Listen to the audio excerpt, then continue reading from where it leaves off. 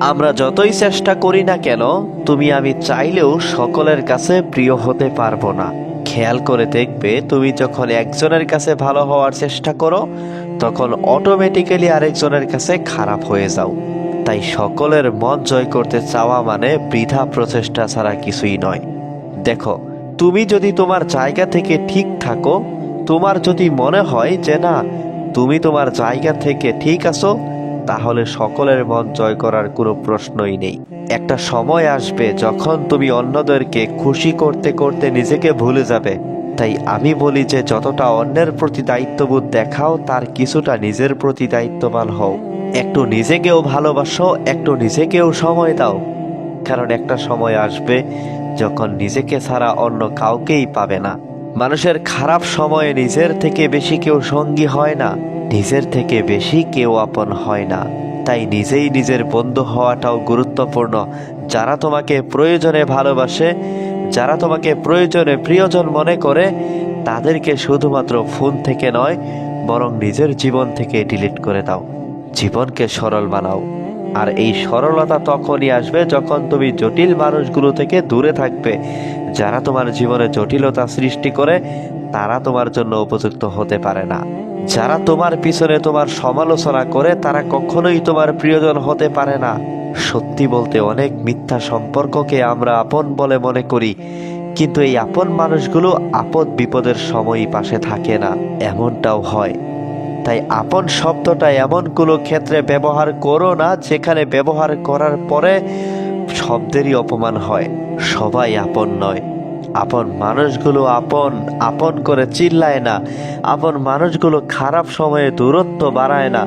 তাই সকলকে আপন ভাবার মতো ভুল কাজটি করতে যেও না।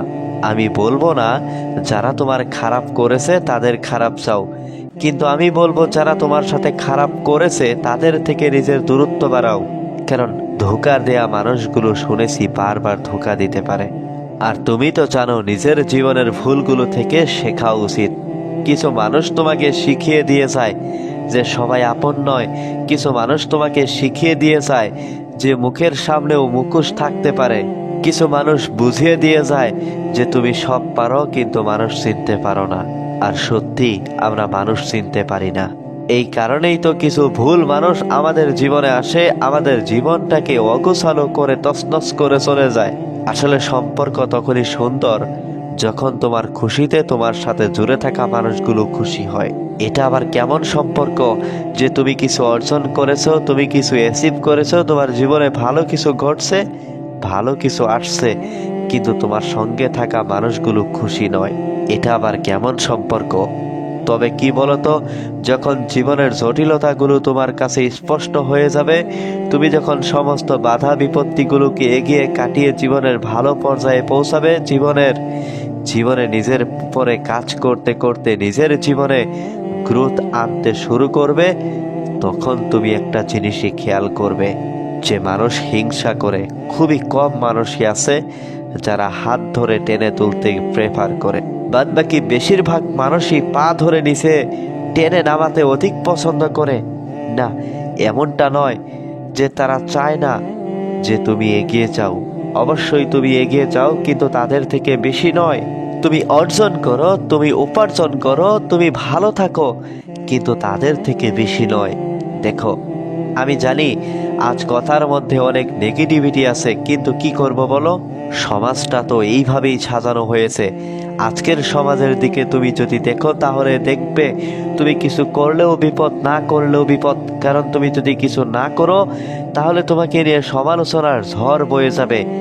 আর তুমি যদি কিছু করতে শুরু করো, তাহলে তোমাকে নিয়ে হিংসার বন্যা বয়ে যাবে। তবে কি বলতো, সমালোচনার শিকার হওয়ার থেকে হিংসার শিকার হওয়াটা অনেক ভালো। কারণ আমি শুনেছি হিংসা করলে সম্পদ বৃদ্ধি পায়, হিংসা করলে জীবনে উন্নতি হয়, মানুষ সুখী হয়। তার কারণ হিংসুক মানুষগুলো তো স্বয়ং উপরওয়ালারও পছন্দ নয়। তাই সব থেকে ভালো, যারা যেমনটা করছে করতে দাও, যারা যেমনটা ভাবছে ভাবতে দাও। তুমি গোপনে নীরবে নিজের উপরে কাজ চালিয়ে যাও। মুখের জবাব মানুষ মনে রাখে না। যদি সত্যি মনে হয় যে যারা তোমাকে অপমান অপদস্থ করেছে তাদেরকে কিছু বলা উচিত, তাহলে আমি বলবো যে মুখের মাধ্যমে নয়, শব্দের মাধ্যমে দেয়া জবাব মানুষ বেশি দিন মনে রাখে না, নিজের কাজের মাধ্যমে দিও। দেখো, আজ যদি তুমি একা হয়ে থাকো, আমি বলবো না যে তুমি কোন বাজে সিচুয়েশনে আছো, আমি বলবো যে তুমি একদম জীবনের বাস্তবতাকেই উপলব্ধি করছো। কারণ তুমি যেমন একাই এসেছিলে, একাই যেতে হবে। একটা সময় পরে কেউ সঙ্গ দেবে না, কেউ সঙ্গে থাকবে না, কেউই সঙ্গে যাবে না। আর দিন শেষে তুমি নিজেও এটা জানো যে একা থাকতে থাকতে যখন কোনো মানুষ ভালো থাকার কারণটা খুঁজে পায়, ভালো থাকতে শুরু করে, তখন খুবই কম মানুষেরই প্রয়োজন পড়ে। যদি একা হয়ে গিয়ে থাকো, তাহলে একাকিত্বকে উপভোগ করো, একাকিত্বকে অনুভব করো, এটাকে নিজের মতো করে পরিচালনা করো। আচ্ছা, তুমি কি এটা মনে করো, তুমি কি এটা মানো যে তোমার দুঃখে ভরা মুখ দেখে কিছু মানুষ খুশি হয়? তোমার মুখের হাসি কিছু মানুষের পছন্দ নয়, কিছু মানুষের জ্বলন বাড়ায়? তুমি কি এটা মানো না? যদি এটা জেনে থাকো, যদি এটা মেনে থাকো, তাহলে ঘরের মধ্যে যতবার কেঁদে নিও, কিন্তু দরজা খোলার সময় নিজের মুখের হাসিটা বজায় রেখো। সত্যি বলতে, তুমি যখন তোমার দুঃখের কাহিনী, দুঃখের গল্পগুলো মানুষকে খুলে বলো, তখন হয়তোবা তারা বাইরে বাইরে তোমাকে সিম্প্যাথি দেখায়, কিন্তু ভিতরের খবর তো জানো সম্ভব নয়, হতে পারে ভিতরে ভিতরে তারা খুশি হয়। যদি মন খারাপ, দুঃখ, কষ্ট এগুলো বেড়ে যায়, তাহলে উপরওয়ালার সাথে শেয়ার করো। কারণ জীবনের সমস্যাগুলো তাকেই খুলে বলা উচিত যে সমাধান দিতে পারবে, আর উপরওয়ালার থেকে বড় সমাধান তোমাকে কেউ দিতে পারবে না। তাই নিজের মন খারাপ কাহিনীগুলোকে রবকেই খুলে বলো, আর কিছুটা কাহিনী গোপন রাখার চেষ্টা করো। থাক না কিছু গোপনীয়তা তোমার এবং তোমাকে যিনি বানিয়েছেন তিনার মাঝে। কেন তুমি তোমার শত্রুদের খুশি করবে তোমার দুঃখে ভরা মুখটা সামনে এনে? তুমি মানো বা না মানো, এটা বাস্তব যে তোমার ওই মুখের সামান্য মুচকি হাসি তোমার শত্রুর বুকে জ্বলন ধরাতে সক্ষম। তাই অলওয়েজ মুখের হাসিটা বজায় রাখো। কারণ আমি শুনেছি, তুমি যেটাকে নিজের জীবনের অভ্যাস বানাবে, সেটাই তোমার জীবনের অংশ হতে শুরু করবে। যখন তুমি তোমার মুখের হাসিটা বজায় রাখবে, তখন সেটা তোমার জীবনের অংশ হতে শুরু করবে। দেখো, ভালো থাকার প্রতিযোগিতায় সবাই সমস্যা থেকেই বাঁচতে চায়, কিন্তু সমস্যা এমন এক জিনিস যেটা পিছু ছাড়ার নয়। সমস্যা অলওয়েজ থাকবে, কিন্তু সমস্যাকে সাইডে রেখে মুখের ভাবমূর্তি পাল্টে ফেলে নিজেই নিজেকে বলতে হবে যে জীবনে এর থেকেও খারাপ তো হতে পারতো। যখন হয়নি, তখন নিজেই নিজেকে কেন খারাপ ভাববো? যতদিন এই পৃথিবীতে আসি, ততদিন বর্তমানকে নিয়েই বেঁচে থাকবো।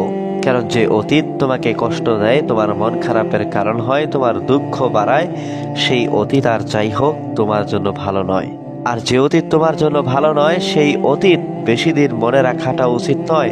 তুমি নিজেও দেখেছো, আমি নিজেও দেখেছি যে কিছু মানুষ অতীত এবং ভবিষ্যৎকে নিয়ে এতটাই ব্যস্ত থাকে, এতটা ব্যস্ততা দেখায় যে নিজের বর্তমানটাকেই ভুলে যায়।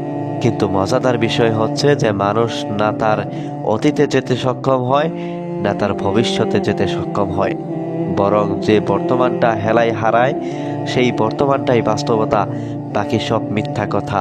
তাই সব থেকে ভালো হয় যে আজকের দিনটাকে উপভোগ করো, অনুভব করো। এই দিনটা কখনো ফিরে আসবে না, এমন চিন্তা ভাবনা নিজের মধ্যে ডেভেলপ করো। কারণ এটাই বাস্তব, এটাই সত্য। এই দিনটা চলে গেলে আর কখনোই ফিরে আসবে না।